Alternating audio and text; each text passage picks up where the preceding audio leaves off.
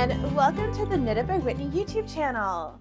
I am trying out a brand new mic, and so far I'm really impressed with it, but this will be my first video using it from start to finish, so let me know in the comments below how the sound quality is, if you like it better or worse than my previous videos.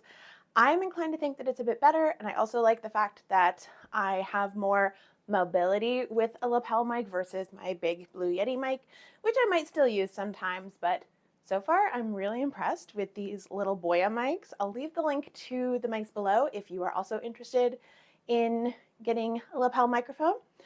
But I have a special video for you today. Now, when this video goes up, it will be the 1st of February, and I'm filming this a little bit in advance, but that's okay. I am wanting to do a very special pair of videos for February because typically it's Finish It February, or if you want the full title, it is Frog It, Fix It, Finish It February. And I have 3 projects that I want to either frog, fix, or finish. And I thought it would be kind of a nice motivator to do a video series about it. So in today's video, I'm going to show you the 3 projects, talk about what's wrong with them, and talk about whether I'm going to frog them, fix them, or finish them. What do you think those projects are? Now, in the spirit of the title, Frog It, Fix It, Finish It, I'm starting with a project that I'm going to frog because this is a project that I want to restart probably in the late winter, early spring, and that is my Seaborn Tee, which looks like a bit of a jelly roll right now because I have just wrapped the yarn around it. I have taken the project off of the needles because this project ended up being too big. And I was working on this one in 2024 in the spring and summer as part of my HGKT Cal that I did with Hannah of Herbgarden Knitwear. And this is definitely a project that I want to have, but the way that it is now, it doesn't fit me. It is far too big. So I chose a size for this pattern that was meant to give me a little bit of positive ease, but as you can tell, it's a lot of positive ease. Now, typically when I choose a pattern, I don't always choose the pattern that gives me the recommended ease of a pattern because I don't always like as much positive ease as patterns recommend. I typically make patterns that have either neutral or only slight positive ease, and I think that's why a lot of my knits seem to fit me really nicely, or at least I get a lot of comments from viewers saying, how does that pattern fit you so well? Like, how did you get the right fit? And oftentimes it's because I go with an option that doesn't have as much ease. I'm a firm believer that ease is a personal choice. You can have as much of it or as little as you would like to make you feel comfortable. And I personally feel comfortable with less positive ease. So this pattern is a bottom-up construction, and you do choose a size based on your bust measurement. Now, I've done a couple of patterns in 2024, most notably my 03 rib cami, which I'm wearing right now, which have taught me that I should do bust shaping more often. And if you are at all struggling about that and you need some help with that, there's a lot of tutorials online. I know Jackie of the Woolly Badger has a course called Knits That Fit Your Tits, so I can link that below if you would like to know more about that. But I really need to go with a smaller size for this pattern. I chose it based on my bust size plus the recommended ease of the pattern, but really it's going to be far too large for me. Let me just step into it because that's really the best way to put this on at the moment. This is knit with 100%, well, the white is 100% cotton from Hobbii. It is on their cone. You can already tell this is extremely large on me. And then the dark blue stripe is Knit Picks Cotlin, which is a combo of cotton and linen in the color Shoal, which is a very dark teal. And I chose it based on my bust measurement, but I want to go back and choose one based on my waist measurement and do some bust shaping so that I'm not stuck with a very oversized pattern. Now, it may not look like it, but I did get gauge for this pattern when I did my gauge swatch.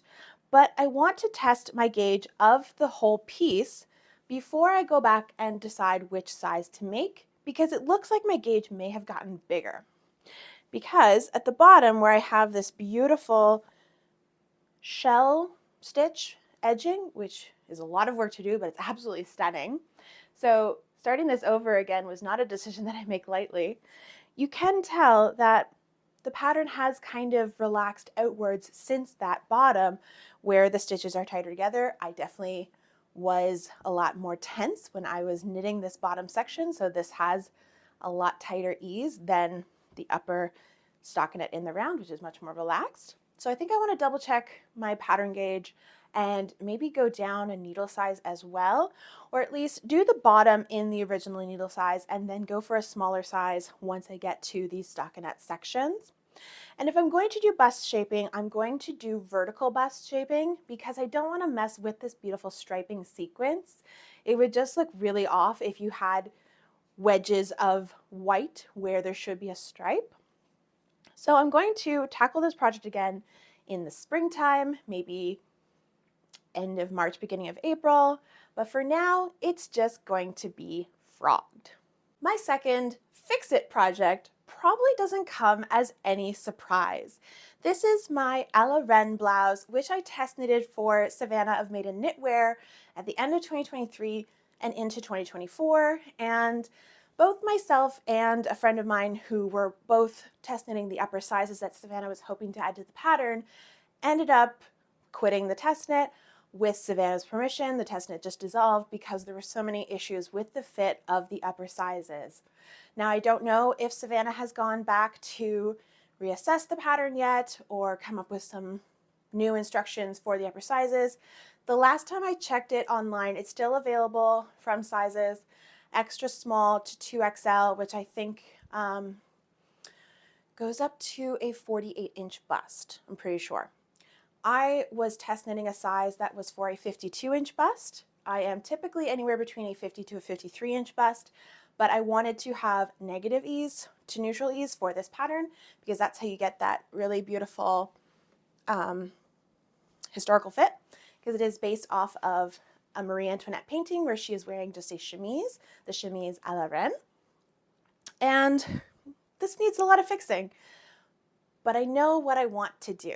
So I talked about this a lot in my Everything That I Knit in 2024 video, and I have decided that I am going to do some of the fixes that I know would make this a little more wearable. Obviously, to make it more wearable, I definitely need to add a second sleeve, but that's not going to be the first thing that I do. The first thing that I want to do is I want to add elastic thread to the two sections of the sleeve where you're supposed to add it so that the sleeve will balloon correctly. I think that's definitely going to help the sleeve shape itself up a bit better. The biggest part that I need to fix is the neckline. So I've come up with a couple ideas. The one I want to try first is just chaining a row of yarn using just the main color, which is Hobie Friends Extra Fine Merino, and it's in the color white, and then this is the Hobie Friends Kid Silk, also in white. I'm going to chain a row of stitches in that extra fine merino, and I'm going to attach it right at the shoulders so that I will have a strap going across the back, and hopefully that will be enough to keep these straps up. It's not going to be the most aesthetic option, but I think it's going to be a great option to give me an idea of whether I can make this a little more wearable without putting a lot of effort into it. I know I've gotten a lot of suggestions, and I've even thought about myself about adding elastic thread through the neckline. I want to do this chain of stitches first to see if when it's sitting in its proper place, it does look right before I go through the effort of threading an elastic thread through all of these stitches. Now, the third thing that I need to fix about this pattern is this little ruff, neck ruffle. I'm not quite sure what the appropriate term would be. And I think it's far too small for the size of my bust. So I want to go back, pick this up again, and knit it longer. I don't necessarily want to go back to the beginning. I might just go back to the row before these eyelets and just start with new yarn and continue it out following the increased rows the increased rate of the lapel already and just extend it. So right now it's about 1.5 inches. I think I want it to be at minimum 2 inches, possibly 2.5 inches, and maybe even 3. It really depends. I'm going to keep going and keep trying it on until I feel like it's the right length that it should be. If I do all of those fixes and I'm happy with the success of them, then I'll cast on my second sleeve and I'll knit my second sleeve, and maybe this will actually be a wearable finished object. Time will tell. Do you think I'm going to be able to wear this?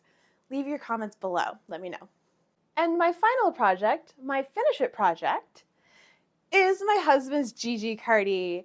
This is a project that I started for him January of 2024. And if you watched my Everything I Knit in 2024 video, you'll know that I frogged the original one after I had knit the entire body because it was too big for my husband. And I decided to go back and cast on with just a smaller needle. I didn't change sizes, I didn't change yarn, all I did was change my needle size because I wasn't happy with how gapey the fabric I was getting with the original needle size was.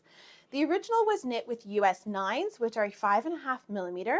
I just switched to a US 8, which is a 5 millimeter, to get a slightly thicker gauge that you can't see through. And so far, I think it's been a really good choice.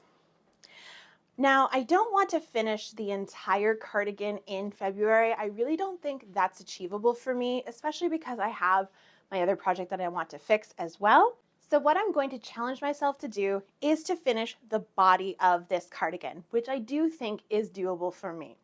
I knit the whole body before, and I do want to make some changes to how I did the body originally. With the original version that I did, which I'll put a photo on screen, I did the button placement as directed in the pattern, and I really feel like they're too far apart and it makes the cardigan too long for my husband. What I'm going to do instead is I'm going to decrease the amount of space between each buttonhole, and I think I'm decreasing it by maybe 3/4 of an inch, maybe an inch. And overall, that will give me the same number of buttons as the pattern, but the length will look more appropriate on my husband's body type. And I think it's doable for me to just do the body for the month of February and leave the sleeves to tackle in March, because that way I'm not giving myself a lot of stuff to do. I'm not giving myself too big of a chunk to handle. I feel like that is a doable amount to do in the shortest month of the year. The irony is not lost on me that crafters have chosen the shortest month of the year for the month that they're going to tackle all of their projects that need a little bit of extra help, either by frogging, fixing, or finishing. But I do want to see what I can achieve in this shortest month of the year, and I want to know what you think I can achieve too. So please leave your predictions in the comments below. What do you think I'm going to be able to achieve in Frog It, Fix It, Finish It February? I'd love to know.